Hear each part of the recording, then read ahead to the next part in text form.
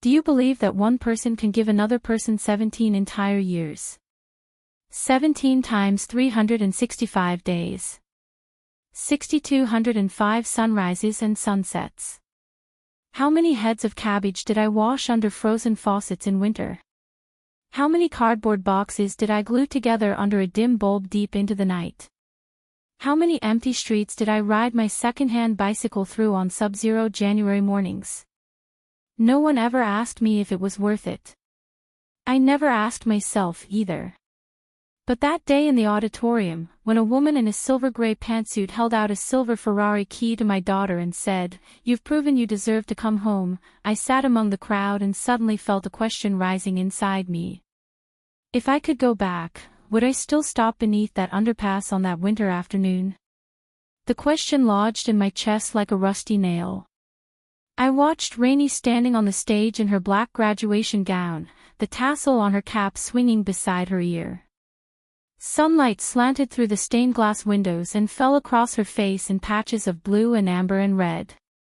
She was so beautiful, so straight and tall, like a tree I had grown from a single shriveled seed, watered with 17 years of my own life. The woman's voice came through the microphone, hoarse and choked, "Rainey. Rainey." The name I gave her. My last name. It said so, clear as day on her birth certificate, Rainey Shaw, and under guardian, Evelyn Shaw. 17 winters ago, in that underpass, when I found her, she couldn't even tell me her last name. She was just a small thing huddled under a heap of stained quilts, a chipped enamel bowl set before her with a few coins inside. I crouched down and broke off half a flatbread for her. She looked up at me with those eyes, so dark, so wide, yet utterly empty, like two frozen wells. I didn't know what she was thinking then. I also didn't know that this child, so thin she was nothing but bones, trembling under that bridge, would 17 years later, at her graduation, step past a Ferrari key and walk toward me. She smiled. On that stage, she smiled. And I knew that smile, it was the one she wore when she was truly happy, or when she had made up her mind about something. Then she opened her mouth, leaned into the microphone, and spoke, her voice ringing clear as a bell. But I can't tell you what she said just yet. You need to let me start from that winter 17 years ago. That winter was brutally cold. I stepped off the train with the last bit of severance pay the factory had given me, and dusk was already falling. The wind sliced through the gaps between buildings, dry and metallic, scouring my face like fine sandpaper. My padded coat, bought at a night market 2 years earlier for $35, had frayed at the collar, and the cuffs were coming undone, letting the cold seep through every loose thread. I'd spent a full day and night on that green train. 2 transfers, hard seats all the way. My backside had gone numb hours ago. The car was filled with the usual crowd, migrant workers hauling woven plastic bags, a woman nursing a baby, a few middle-aged men drunk and loud. I barely slept.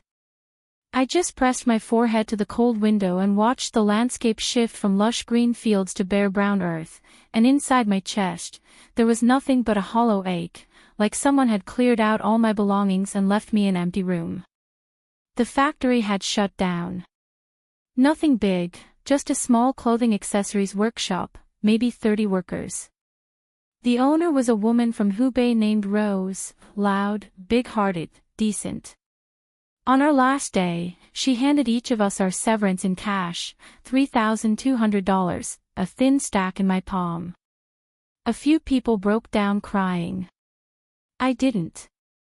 I folded the bills into my coat's inner pocket, said, "Take care," to Rose, and walked out. Only once I stepped outside did I realize it was raining, one of those southern winters where the drizzle is so fine and cold it feels like needles pushing into your bones. I stood under the flimsy awning by the gate for a while, waiting for it to let up. It didn't. So I just walked out into it. I was 37. No husband, no children. My parents had been gone for years, and the roof of our old house back home had long since caved in. No place to go back to. I'd spent my adult life drifting, assembly lines, kitchen prep, and finally 5 years at Rose's workshop, the longest I'd ever held a job. I thought I could stay there forever, save up, maybe one day rent a nicer place, maybe even get a cat. Then the factory folded, just like that, a sandcastle washed away by the tide, leaving nothing behind. I wandered aimlessly down the street by the station. The streetlights flickered on, their amber glow trembling in the wind. Cooking smells drifted from small restaurants, and someone threw a basin of dishwater onto the pavement, where it instantly turned to a thin film of ice. I was hungry. I'd had nothing since a half-steamed bun given to me by an old woman on the train. I touched the cash in my inner pocket and thought about finding a cheap noodle shop for a bowl of hot soup. And then I saw her. She was under the overpass, one of those pedestrian bridges about 200 yards west of the station. Underneath, it was dark and cluttered with broken cardboard boxes and construction debris. A stray dog lay curled in a corner. It twitched an ear at me but didn't bark. She was beside the cardboard pile, tucked into a heap of bedding so filthy I couldn't tell its original color, a corner of gray-black batting poking through a tear. In front of her sat a chipped enamel bowl, its surface scarred and revealing the dark metal beneath. Inside, a few coins and a crumpled $1 bill. I almost didn't stop. You see this kind of thing all the time near the train station, some genuine, some not, impossible to tell. But that day, maybe it was the cold, maybe it was how impossibly small that bedding pile looked, like a discarded bundle someone had left behind, I found myself crouching down. "Hey, kid." The bedding shifted. A head emerged. A girl. Maybe 5, maybe 7 or 8, it was hard to tell. Her cheeks were so hollowed out they made her eyes look enormous. Her hair was matted and tangled, full of debris and dust. Her face was dirty, but beneath it I could see her skin was pale, too pale. She didn't speak, just stared at me with those hollow, vacant eyes. I reached into my coat and pulled out the half-flatbread Rose had given me before I left. I'd carried it all day, saving it. It was already stiff. I broke off a piece and held it out to her. She looked at the bread, then at me, and slowly, reached out to take it. Such a small hand. Fingernails caked with grime, a scabbed-over scratch on the back, old, yellowing at the edges. She held the bread, her knuckles white, but she didn't lift it to her mouth. "Eat," I said. "It's okay." She didn't move, just clutched it, as if testing something. The wind howled through the underpass, plastering her hair to her cheeks. I noticed she was wearing plastic sandals, pink, cracked, her toes exposed and red as frozen berries. "Where are your parents?" I asked. She said nothing. "Where's your home?" Still nothing. I stood up, my legs stiff from crouching. Outside, traffic flowed past, headlights streaming like water, no one giving us a second glance. I crouched again and took off my coat, wrapping it around her. It was far too big, she disappeared inside it, just her face peeking out like a snail retreating into its shell. "Come on," I said, holding out my hand. She looked up at me. And something shifted in those hollow eyes, like a stone dropped into a well. Slowly, so slowly, she placed her bread-clutching hand into my palm. Her hand was ice-cold. The rental was in an old neighborhood on the west side of town, a warren of alleys so narrow the sun barely reached them even at noon. I rented the top floor, 100 square feet, plus a tiny balcony just big enough to hang laundry. Neighbors' underwear would blow over from the next balcony, sometimes blocking the light. $320 a month, utilities extra. The landlord was a plump woman in her 40s who ran a convenience store on the ground floor. She was decent enough, in her way. When I led the little girl through the door, the landlord was sitting outside her shop cracking sunflower seeds. She spotted me with the filthy child, and the seed shell stopped halfway to her mouth. "Well, Evelyn, whose kid is that?" "Relative's child," I said. "Staying with me for a few days." The landlord opened her mouth, thought better of it, and just said, "Don't make too much of a mess in there." I nodded and led the girl upstairs. The hallway light had been broken for months. No one fixed it. I found the lock by feel, let us in, and pulled the cord for the bare bulb overhead, a single dim bulb that barely pushed back the shadows. 100 square feet. A narrow bed. A wardrobe. A folding table. One chair. Cardboard boxes in the corner held my clothes and odds and ends. The window didn't seal properly, cold air leaked through the gaps, making the thin curtain bulge now and then. The girl stopped just inside the door, like a wild animal entering an unfamiliar den, wary of everything. My coat was still wrapped around her, the collar had slipped to her shoulder, exposing the thin column of her neck. When I reached to take it back, she flinched, shrinking away, and her eyes went hollow again. "It's okay," I said, keeping my voice low. "It's warm in here." It wasn't, really, barely a few degrees warmer than outside. I sat her on the bed and went to the little gas burner on the balcony to boil water. When it was ready, I poured it into a basin, added cold water to temper it, and set it before her. She stared at the steaming basin, and the tears came. Silent tears. One after another, tracking through the grime on her cheeks, pooling at her chin until a single drop fell, plink into the water, sending out a tiny ripple. I didn't know what to do. I'd never comforted a child. No one had ever comforted me. I crouched before her, lifting my hand to wipe her face, then stopping midway. Her cheekbones were so sharp, her face so thin, I was afraid I might break her. "Wash your face," was all I managed. "Then we'll eat." She sniffled and bent over the basin herself, splashing water awkwardly with her grimy fingers. The clean water clouded instantly. I refilled it. Then again. On the third basin, the water stayed clear. She lifted her head, wet hair plastered to her forehead, droplets running down her chin. With the dirt gone, her face looked even smaller, her chin sharp, her lips pale, but her eyes had gained something, like a patch of grime wiped from a window, letting a little light through. I dug through the wardrobe and found an old thermal shirt, cut it down, and gave it to her to sleep in. She was swimming in it. I rolled the sleeves 3 times before her hands emerged. She turned away to change, and I saw her shoulder blades jutting out like half-formed wings. That night, I boiled noodles, cracked an egg into the broth, added a few leaves of wilted greens.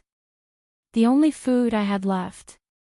She sat at the table with the chipped enamel bowl, first sipping the broth, then slurping the noodles, faster and faster, and finally tipping the bowl to drain every last drop. She set it down and looked at me, her lips moving as if she wanted to speak. "Full?" I asked. She nodded. "Sleep." That night she slept on the inside of the bed, me on the outside. In the middle of the night, I woke to find she'd wrapped her fingers around one of mine, gripping so tight it was as though she feared I might disappear into the darkness. Her palm had finally warmed, just a little. Outside, cats yowled, and wind leaked through the window frame, carrying the distant whistle of trains. I lay on my side and watched her small silhouette in the dark, breathing slow and shallow, like a pup that had finally found a den. I still hadn't figured out what I'd done. An unemployed, penniless, 37-year-old woman with no one in the world, taking in a child of unknown origin. What would we eat tomorrow?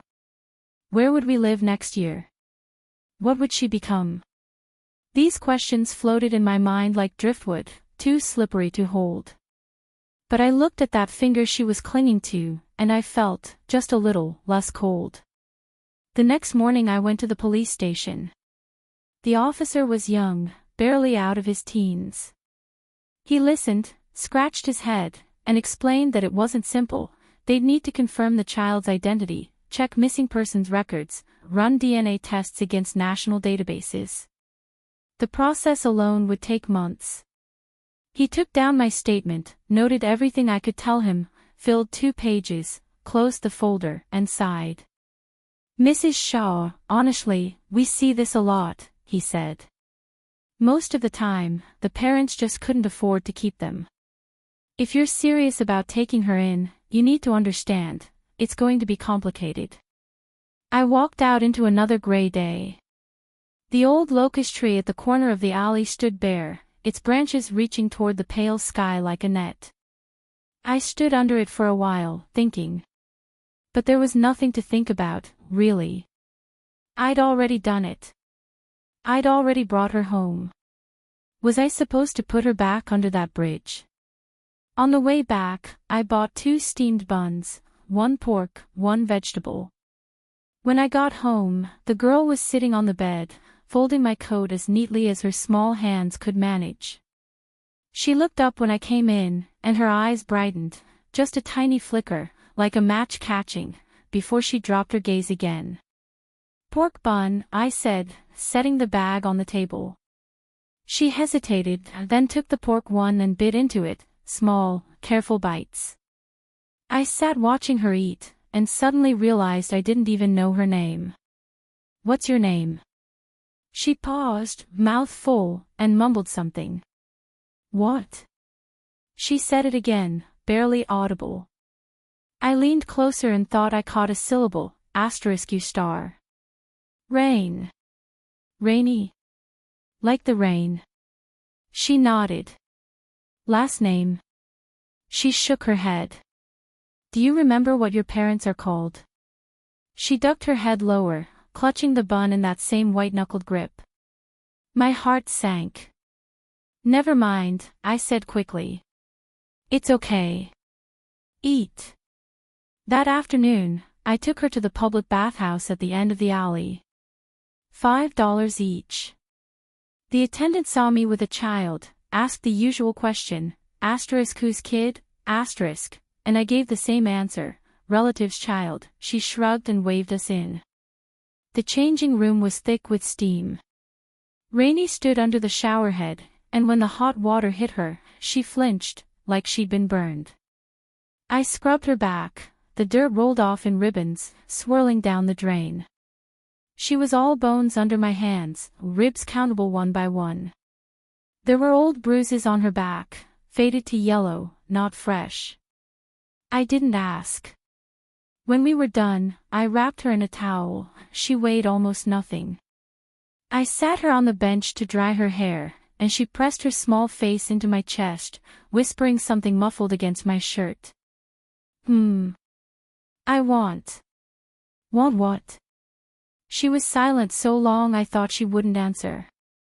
"Then, I want to come home with you." My hand stopped mid-motion. The bathhouse steamed around us, the tiles slick with condensation.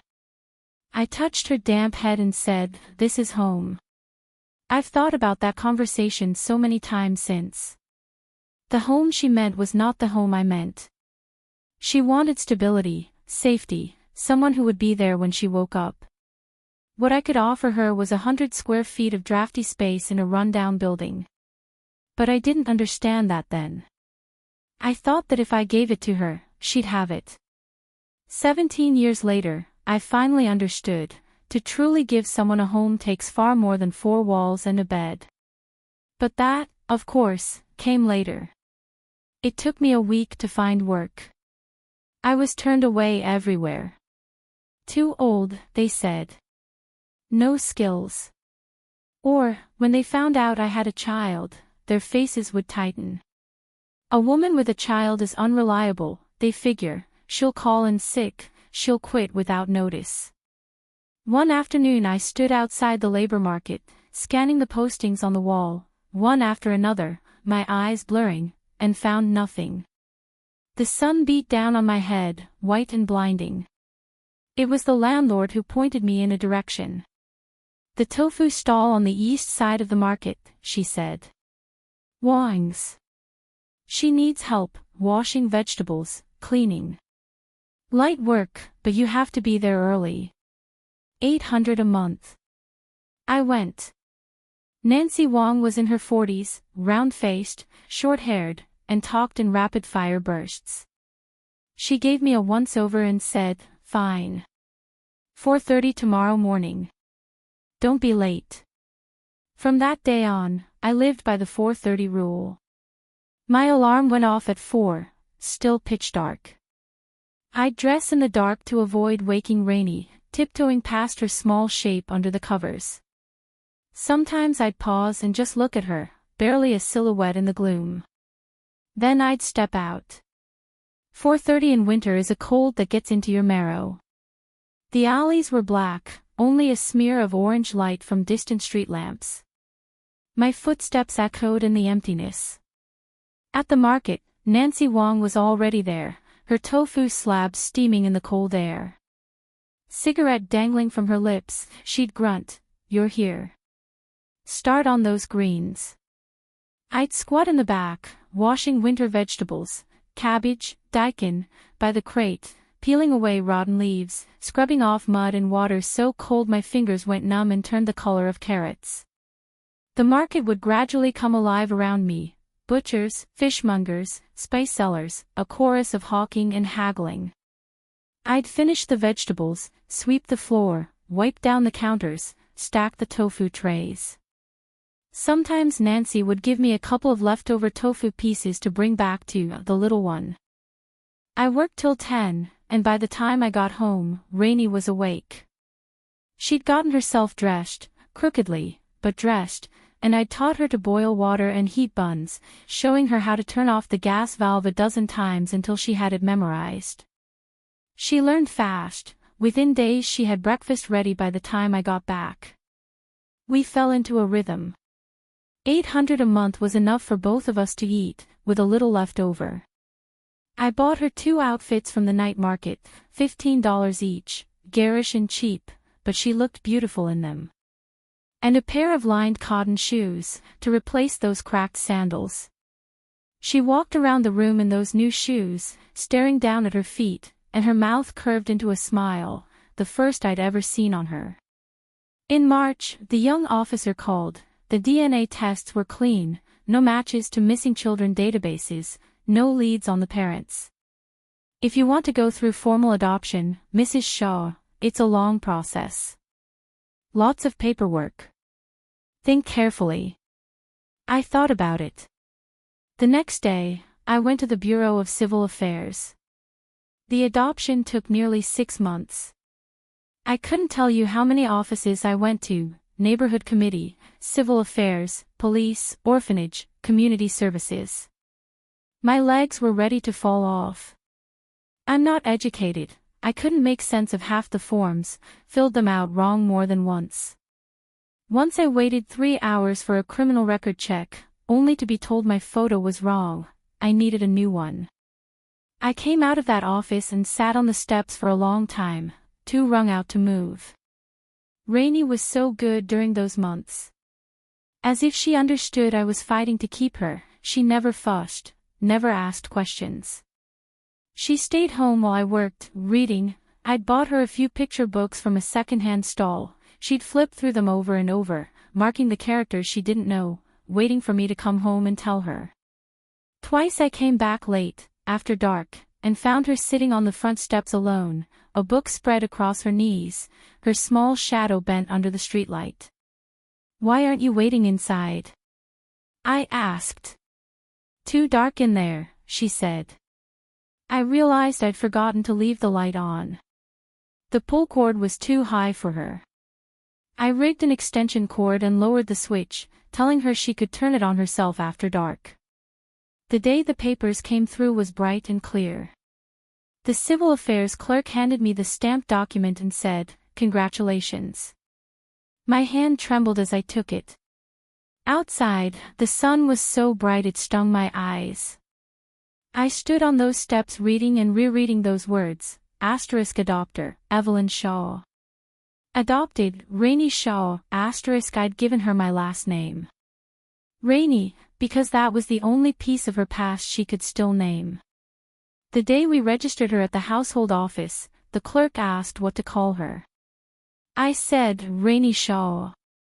She stood beside me, gripping my sleeve, and when she heard her name written into the household registry, her eyes sparkled like they held two pools of water. That night, I bought half a roast chicken and made 2 side dishes, even a bottle of soda. We sat at the folding table under that dim bulb, and Rainy ate until her cheeks were shiny with grease. Halfway through, she stood up, came around the table, and gave me a formal little bow. Thank you, Auntie. The bite in my mouth nearly choked me. I pulled her back, wiped the sauce off her face with my sleeve, and said, What are you thanking me for? Eat. That night she clung to my finger again. I'd grown used to it. From her first night on, without fail, she'd reach over in the dark and wrap her hand around one of my fingers, index or pinky, and hold on until she fell asleep. I lay on my side and watched her lashes cast tiny shadows on her cheeks, listened to her breathing even out, and I felt that hollow place inside me slowly filling. Rainy turned 7 that autumn, and I walked her to school.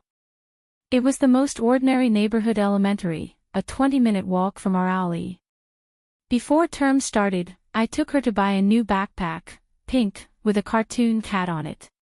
She stood in front of the mirror at the shop, twirling, the bag bouncing with every spin, her braids flying. I also bought her 2 pencils, an eraser, and a tin pencil case with a flower fairy print. She clicked it open and shut, giggling at the metallic snap. First day, I walked her to the gate. With her new backpack, new clothes, new shoes, her hair combed neat, she looked just like any other child among the crowd at the gate. She looked back at me, her lips moving as if about to speak, and I waved. Go on. I'll pick you up after class. She nodded and moved with the flow of children into the school. Halfway, she turned and ran back to me. Auntie, I'll study hard. I know you will. She ran in. I stood at the gate watching her disappear into the school building, and my eyes burned. I wiped them with the back of my hand and started home. Leaves from the locust trees were falling in the alley, crunching underfoot, and I walked taller than I had in years, like something had risen up through my soles and braced me from within. After Rainy started school, I changed jobs. Nancy Wong's tofu business was slowing, so I found work as a kitchen assistant at a small restaurant nearby. The owner, Leo Liu, was easygoing, 10 to 2, 5 to 9, with time to go home in between. $1,200 a month. I washed and chopped. The restaurant was small, only 6 tables, but busy. In the kitchen it was just Leo and me. He did the wok work, I prepped. When we were swamped, the clang of spatula against iron was deafening, smoke so thick it seared your lungs. I was quick with a knife. Leo praised me more than once, said I had skills. Nothing but practice, really, hundreds of thousands of potatoes and carrots sliced across the years. I could do it blindfolded. The days rolled on. Rainy was average in first grade, by second, she had soared. At parent-teacher conferences, her homeroom teacher beamed at me, Rainy is bright and hardworking, especially in math. Quick mind. I sat in that tiny desk, listening, my face hot, not knowing where to put my hands.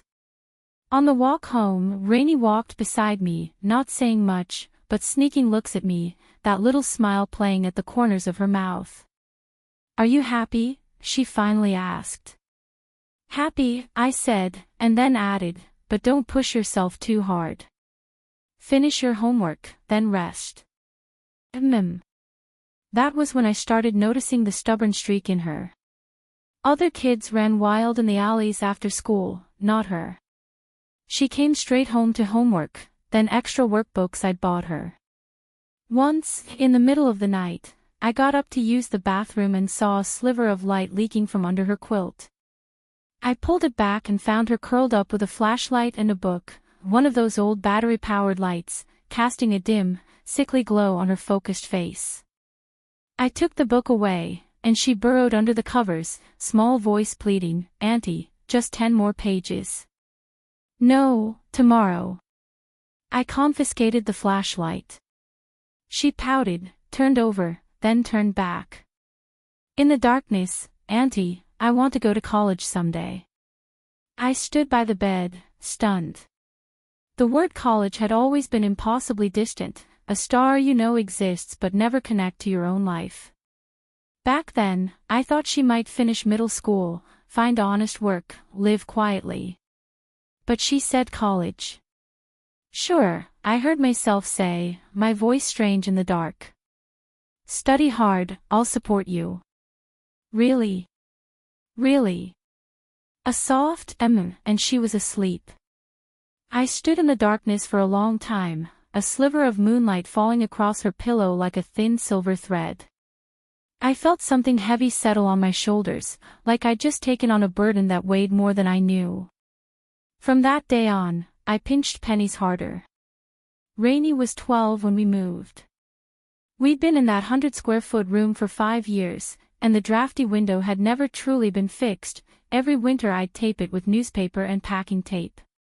One heavy rain seeped through the sill and ruined the workbooks she'd saved up to buy, left them swollen and wrinkled. She came home, saw those ruined books, and her eyes brimmed, but she didn't cry. She just got a rag and silently wiped the table. That night I lay awake and thought until dawn, and the next day I asked the landlord about a bigger place. She showed me a ground-floor unit with a tiny yard, big enough only to hang clothes, but the room was half again larger, maybe 160 square feet, with new windows that didn't leak. $500 a month. I counted my savings and gritted my teeth. Moving day, Rainey was overjoyed, running in and out, ferrying her belongings. Her books now outnumbered my clothes, 3 full cartons. She arranged them on a wooden shelf Leo had given me, an old bookcase, its red paint mostly worn off, lining them up by size like a real library. Then she stepped back and let out a long, satisfied breath. "Auntie," she said, "we have a bookshelf now." I was on the floor sorting pots and pans and didn't look up. "Yep. We do." She came over and crouched beside me, stacking bowls. Then, out of nowhere, "Auntie, when I earn money, I'm going to buy you a big house." I nearly dropped a bowl. I turned to look at her. Her face was dead serious, with an expression I'd never seen in her before. "With big windows," she said. "So you can see trees when you open them." I went back to my pots and didn't answer. After a moment, my eyes felt hot, so I stood and said I needed air. The yard was tiny, clotheslines crisscrossed overhead, the neighbor's bedsheet flapping in the wind. I stood among the billowing fabric and looked up at the sky, so blue it seemed unreal. After that, Rainey seemed to grow up overnight. She stopped holding my finger at night, but she still whispered, "Good night, Auntie," from under her covers. She shot up in height, ate more, 2 bowls at a sitting. I had to let out her pant hems an inch, then another. Her cheap night market clothes grew too small, so I started buying fabric and sewing myself. I'd learned from a neighbor, a former seamstress, spent 6 months practicing, and could manage shirts and pants well enough. The autumn she started middle school, I made her a white blouse, cotton, thick, the collar crisply ironed. She put it on and stood before the mirror, hair pulled back in a ponytail, clean and bright. I stood behind her, and it struck me how lovely she'd become. Her features had grown refined, her face had filled out, still slender, but no longer the gauntness of malnutrition, the slim elegance of a girl growing into herself. "Auntie," she said, meeting my eyes in the mirror, "do I look good?" "Beautiful." She smiled, showing her 2 little canine teeth, her adult teeth, white and straight. I reached out to adjust her collar, my fingers brushing her warm neck. And I wondered, could this girl in white, with her ponytail and her crooked smile, really be the same filthy urchin from under the bridge? Middle school flew by. She stayed in the top 10 of her grade, excelled in math. Her teacher told me she'd won second prize in the city's Olympiad. She brought the certificate home and taped it to the bookshelf. I'd look at it every day while dusting and my nose would tingle. She, meanwhile, was indifferent, accumulated more and more, until the wall was covered, and she stored the rest in a cardboard box. By then I'd been promoted at the restaurant. Leo's health was failing, so I took on more, prepping, plating, sometimes even stir-frying simple dishes. I was making $1,800 a month. After rent and food, I saved everything in a passbook, hidden at the bottom of my wardrobe. The balance crept from 3 digits to 4. The summer before Rainy's second year of middle school, we had a scare at the restaurant. A customer complained about a strand of hair in his food and demanded compensation. Leo paid him $200 to make it go away. That night, he sat in the empty restaurant chain-smoking and said, "Evelyn, I'm not going to last much longer." My health shot. My heart dropped. I murmured reassurances, but my mind was already racing. If the restaurant closed, where would I go? What would I do? How would I pay for Rainy's school? 8 months later, it happened. Leo sold the place and gave me $2,000 as a parting severance. I stood outside the empty restaurant clutching that money, and it felt exactly like the day I'd left Rose's factory 5 years before. Gray skies, cold wind, a future I couldn't see. The only difference was that this time, I had someone waiting for me at home. I had to go back. Rainy would be back from school and needing dinner. It took me 2 months to find new work, as a housekeeper for an agency. I was paid by the hour, with unpredictable schedules, sometimes 2 or 3 houses a day, sometimes none. I bought a used bicycle and pedaled all over town, scrubbing floors and windows, earning less than at the restaurant but with flexible hours to fit Rainy's schedule. The agency owner was Clara Chin, 40-ish, divorced, running her own operation with a dozen women like me. She liked my work ethic and discretion and gave me the first call when a job came up. Sometimes she'd throw in an extra 10 or 20 and say, "You're reliable, Evelyn." Those years were a blur of exhaustion, looking back. I'd pedal across town, sometimes from east to west, sweating through my clothes in summer. They'd dry stiff with salt stains. Winters were worse. My hands, soaked in ice water while scrubbing floors, would swell red and raw, and I'd soak them in hot water for half an hour at night just to feel my fingers again. Rainy was in 8th grade then, with an increasingly heavy workload. She'd stay up till 11 or 12 doing homework. Sometimes I came home late and found her asleep at her desk, head pillowed on her elbow, the lamp still shining on her open notebooks. I'd tiptoe around her, draping my coat over her shoulders, and heat dinner in the kitchen. She developed a habit. She'd wait to eat with me, no matter how late I came, setting down her work to sit across the table. I'd tell her to eat first. She'd say she wasn't hungry. Your stomach growled. I heard it. She'd laugh, neither confirming nor denying, and put food in my bowl. You've been running all over town, Auntie. Eat more. Once she asked me if I was tired. I was washing dishes and said, without turning, "No, I'm used to it." She stood in the doorway for a moment, then said, "Auntie, one day I'm going to give you a good life." My hands paused under the running water, the suds swirling. I said, "Just study hard, that's what gives me a good life." She didn't answer. When I finished the dishes and turned, she was back in her room working. A thin line of light fell from the door crack onto the floor. I stood there looking at it, my chest aching with a soft, tender pain. In 9th grade, she was accepted into the city's best high school. The acceptance letter came while she was away at a summer camp. I was alone when I opened the envelope and saw the big red stamp. I sat on the edge of the bed, stunned. That school, I knew about it. People said 9 out of 10 students who went there made it to university. I read that letter over and over, then put it carefully back in the envelope and laid it in the wardrobe beside the passbook. When she came home that evening, she saw my face and didn't even put down her bag. "Auntie, did it come?" I nodded. She shrieked, dropped her bag, and ran to hug me, the first time she held me that fiercely.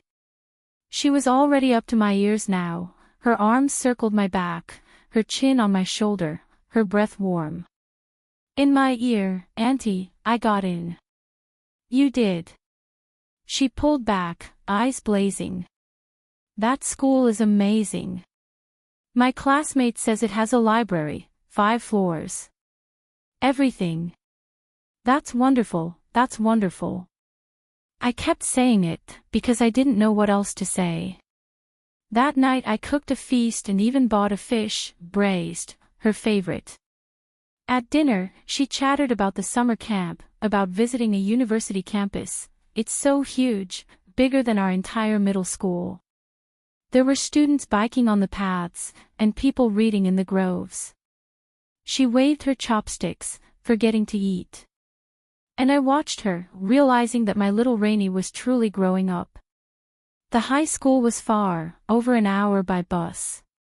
She wanted to board, and I calculated the cost, an extra $200 a month. I said yes. Before term started, I got her a bedding set, pillows, basins, thermoses, lunchboxes, 2 big bags worth. On move-in day, I carried her things up 4 flights of stairs to the dormitory. She followed with the basins. Her room had 6 beds, she got the lower bunk by the window. I made her bed, tucked in the sheets, lined her books on the little shelf by the headboard. Other students arrived with parents, cars pulled up, grandparents carrying fruit and snacks. I kept my head down. When I was done, I straightened up, looked around, and told her, "Call me if you need anything." She stood by the made bed, then reached for my hand. "Auntie, go home now. I can manage." I nodded and walked toward the door, then looked back. She stood in the sunlight by the window, still in that white blouse I'd made, ponytail high, waving at me with that little smile and the 2 canine teeth. "Study hard," I said. I walked out onto the campus, stood a moment on the track. Families everywhere, bustling and bright. The sun on the red track hurt my eyes. I made my way slowly to the gate, looking back every few steps at the 4th floor window of her dorm. The curtain fluttered, I couldn't see her, but I knew she was there. For 3 years of high school, she came home less often, once a month, sometimes every 2. Coursework, weekend classes, self-study. I'd bake to her school on the last weekend of each month with food and supplies, braised ribs, apples, milk cartons. I'd call from the gate, and she'd run out, take the bag, and we'd talk for a few minutes under the trees. One autumn day, it had turned cold, and I brought her a heavy coat. She came out in her thin school jacket, and I scolded her, "You'll freeze." She said the rooms were warm. I didn't believe her, made her put the coat on then and there. She zipped it up to her chin, laughing, "Auntie, you sound just like my classmates' moms." "Like how?" "Same nagging." I shot her a look, and she laughed harder. Wind blew her baby hairs across her forehead, and I saw the smooth brow beneath. I wanted to hold that moment forever. Instead I said, "All right, get back inside before you catch cold." She stepped back, paused, then said, "Auntie, I got 3rd in my grade on midterms." "Really?" Perfect score in physics." I gasped, didn't know what to say, just rubbed my hands together beaming. "That's great. Wonderful." She stood there grinning, then stepped forward, hugged me briefly, and ran back in, her school jacket flapping like a little flag. I stayed by the gate watching until she disappeared, then got on my bike and headed home. Leaves were dropping, the road carpeted in gold, and I rode over them thinking how good life was. Her senior year was brutal. She came home for just 3 days at Lunar New Year and went back early on the 3rd. The alley was still red with firecracker paper when I walked her out. She reached the corner, looked back. "Auntie, I'm going." Do your best. Don't be nervous." "I won't." She turned the corner and was gone. I stood at the door, watching the crimson scraps whirl in the wind, and felt both hollow and full, like carrying a hot coal that burned and warmed at once. June came, exam month. I took 2 days off. I wanted to be there for her, but she insisted, "You'll make me more nervous." So I stayed home, restless, watching the clock, staring at the sky, pulling at a bunch of chives until I'd crushed them in my fist without noticing. On the afternoon of her last test, I couldn't help it, I biked to the school. From across the street, I saw her emerge with classmates, laughing. I stopped, didn't call out, just watched. She must have felt my gaze. She turned, looked across the traffic, and smiled at me. A small wave. I waved back. The sun was low, gold washing over everything, her shadow long and stretching across the asphalt. When her scores came in, I was still in bed. I heard her scream from the living room, and then she was running into my room, jumping on me, phone pressed to my ear. "Auntie, listen, listen." I heard the robotic voice recite a string of numbers, and before I could process it, she was up and spinning around the room. "I made it, Auntie, I made it." I sat up in bed, watching her whirl, hair loose, pajamas askew, that same uncontainable joy she'd had as a child. My throat closed. I reached out and pulled her into my arms. Her shoulders shook against me, laughing or crying, I couldn't tell. She'd gotten into the best university in the province. When the admission letter arrived, she ran up and down the alley with the express envelope, startling the neighbor's big yellow dog into a barking fit. I leaned against the doorframe watching her, laughing so hard I was crying. On move-in day, I went with her. 3 hours by train, 2 bus transfers. The university gate was enormous, bigger than I'd imagined, flanked by plane trees on both sides, their leaves rustling in the breeze. She stood with her suitcase, craning her neck at the carved name above the gate, and exhaled. "Auntie, I'm going in." "Go." She rolled her suitcase through the gate, stopped by the guard's booth, turned, waved. I waved back. She waved twice more, then turned and disappeared into the tunnel of shade. The suitcase wheels rumbled away. I stood at the gate so long the guard leaned out and asked who I was looking for. "No one," I said. "I'm going." I turned and walked away, but looked back once more.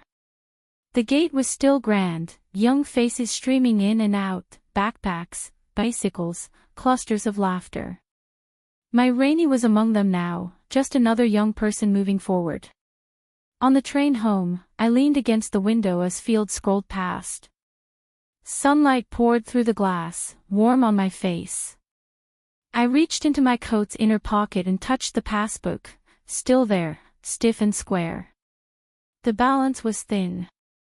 We'd scraped together her tuition with her summer tutoring money, my savings, and a loan from Clara.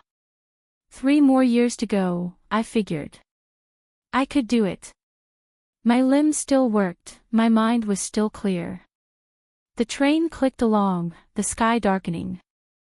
I closed my eyes and felt a wave of exhaustion like I hadn't let myself feel in years. That tight string I'd been pulled taut since her high school days, it finally slackened. In a half days, I thought, 17 years. From that underpass to now, 17 years. A child that came up to my shoulder, then my ear, then half a head taller. From a dirty little scrap to a college student. I pressed my hand over my eyes, my fingers came away damp. The train thundered on, carrying me home. She came back less often in college, winter and summer breaks only. During the semester she was busy with classes, internships, extracurriculars, when I called, she'd talk for a few minutes and say she had to go. I understood. She was grown. I wouldn't hold her back. But every time she came home, that 100-square-foot room seemed to brighten, just her presence, her voice, her laugh, filling every corner. Sophomore year, she started tutoring a middle schooler in math, twice a week. I told her not to overwork herself, she said she'd manage, and besides, I need to learn how to earn my own money. She handed me her first paycheck, $300, crisp new bills. "Auntie, take this. Keep it for yourself. I have enough. My scholarship covers everything. Please." I took it. I never spent it, kept it in the household registry, with the adoption papers. Sometimes when I opened the file, I'd see those 3 red bills and feel a quiet steadiness inside. Senior year, for spring festival, she came home loaded with presents, a dark blue down jacket that fit me perfectly, a pair of warm winter shoes for biking, and a box of supplements for my joints. I scolded her for spending too much. She grinned and said, "Scholarship money, not living expenses." That night we made dumplings together. She rolled the wrappers, I filled them. The TV played the Spring Festival Gala, warm noise in the background. She told me about her classmates. One got into a top overseas program. Her advisor had recommended her for a great internship. Graduation was scheduled for late June, and they sent invitations to bring family. "Auntie," she said, pausing mid-roll, "you're coming, right?" I was forming a dumpling and nearly lost the filling. I pinched the edge tight. What would I do there? It's a big event. I don't belong. You're my mom. You're supposed to be there. Her voice was quiet but firm. My fingers worked the dumpling edge, pleating it slowly. The TV babbled, distant firecrackers popped outside. I looked up at her. She was rolling wrappers, head lowered, lamplight on her profile, her lashes casting thin shadows. "Okay," I said. "I'll come." She lifted her face and smiled, that same smile, small and crooked, with the canine teeth, her eyes bright. The smell of dumpling filling filled the room, and outside, fireworks burst in red and green, flashing across the window. I went back to my dumplings, my own mouth curving. I had no idea then. No idea about what would happen at that graduation. No idea about the key, the woman. I just thought about what I'd wear, something decent, so I wouldn't embarrass Rainey in front of her classmates. I even thought about getting my hair permed, then decided against it, partly cost, partly fear it'd come out wrong. Late June rolled in, hot and humid. The night before graduation, Rainey called, "Auntie, wear that blue shirt I bought you." "I know. Get there early. The auditorium starts at 9. "I know. Stop fussing." She laughed, said, "Don't be late," and hung up. I took out the blue shirt and ironed it, collar and hem smooth. Then I stood before the mirror, combed my hair, tied it in a low ponytail. The woman in the mirror looked presentable, except for the lines at her eyes, more noticeable when she smiled. I leaned close and traced one with my fingertip, a fine cut, like someone had etched it with a tiny blade. I touched those lines, set the mirror down. Outside, the city glow bled orange through the window, painting the ceiling vague red. I lay in bed, too excited to sleep, thinking of everything, Rainey in her gown, the auditorium, the crowd. I smiled in the dark. And then I fell asleep. The next morning I woke early, just after dawn, birds calling outside. I washed up, put on the blue shirt, redid my hair, checked the mirror. I dug out an old lipstick I'd found in Rainey's drawer, she must have bought it for fun, and tried a little. Too bright, I dabbed it off with a tissue until it was just a hint of color, enough to look alive. In the alley, the landlord saw me and did a double take. "Evelyn. Looking sharp today, where are you off to?" Rainy's graduation. Graduation. She clapped her hands. That girl's done well. Your whole life was worth it. I smiled, didn't linger, and headed off. The train was packed. I got a standing ticket and leaned against the connector wall. The summer sun beat on the metal car. 4 years on this route, 4 years of visiting. Once when she was sick, I came overnight to find her fever already broken. She just laughed and said, "Auntie, you didn't have to come." Another time, for a scholarship ceremony, she took me to the campus cafeteria, 3 dishes and soup, and she pointed out the window, "Auntie, the lake is beautiful, right? I run along it every morning." The train clattered into the station. I rode the bus for 40 minutes and arrived at that familiar gate. The plane trees were as full as ever, their leaves cutting the sun into scattered gold. I walked down the campus path past graduates in gowns with parents carrying flowers and cameras, all joy and bustle. My heart beat faster. The auditorium was at the far end, a large brick building with arched windows, already crowded. I scanned the crowd from the edges, and then I heard, "Auntie." Rainy was running toward me from the throng. She wore her black gown, sleeves billowing, cap slightly askew. She grabbed my hand, laughing, "You're late, it's almost starting." "I'm not late, am I?" No, come on." She tugged me inside. The hall was huge, rows of seats packed, the stage hung with a red banner reading, "Commencement." She led me to a middle row, aisle seat. "Sit here, you'll see everything." "I've got to go up."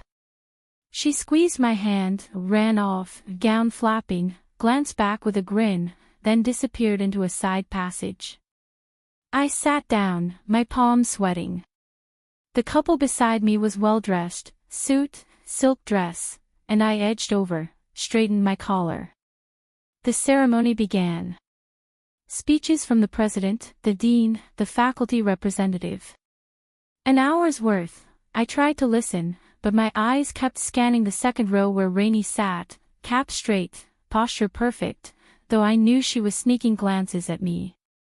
Then they announced the valedictorian's address. Rainy Shaw. My heart seized. She rose and walked to center stage, adjusting the mic slightly. The room hushed. Stained glass light fell across her gown in jeweled patches. She spoke. Distinguished faculty, honored guests, and my mom. My eyes flooded. The woman in silk next to me turned, something unreadable in her look. But I couldn't see her, my eyes were locked on that girl on the stage. She was looking right at me, past the sea of faces, and her gaze carried warmth and steadiness. She spoke of her childhood. That winter. The enamel bowl. I heard soft gasps around the hall.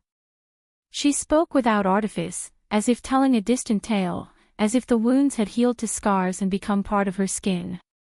When she said, "half a flatbread," her voice broke, just slightly, before she carried on. I was crying by then, silent tears running down to my chin, soaking the blue shirt's front. I didn't wipe them. She finished, and the applause swelled. She bowed, turned to leave the stage.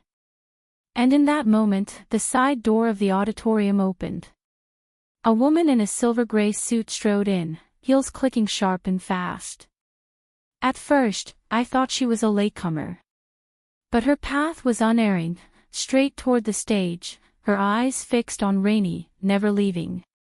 Beside me, a whisper, "Shin, that's Shin." My blood chilled. A cold, inexplicable dread poured through me. The woman reached the stage's edge. From her purse she drew something that caught the light, a key, gleaming silver. She held it out, her hand trembling, her voice coming through the still live microphone, raw and breaking. "Rainy, you've proven you deserve to come home." The hall went silent. Not a breath. Every eye locked on that silver key, on Rainy. I saw a rainy pause, standing on the stage steps. Her face went pale, so pale I felt a tug in my chest. She looked at the key. At the woman. I was too far to read her expression, but I saw her shoulders tighten. Then slowly, she smiled. I knew that smile. The one she wore when she was truly certain. She reached out, not for the key, but past it, taking the woman's wrist. "Thank you," she said, her voice clear through the microphone. "Keep the key. For your car." A sharp intake of breath somewhere in the hall. She released the wrist, turned to leave. 2 steps, then she stopped, looked back, and said into the microphone, each word a nail driven into my heart.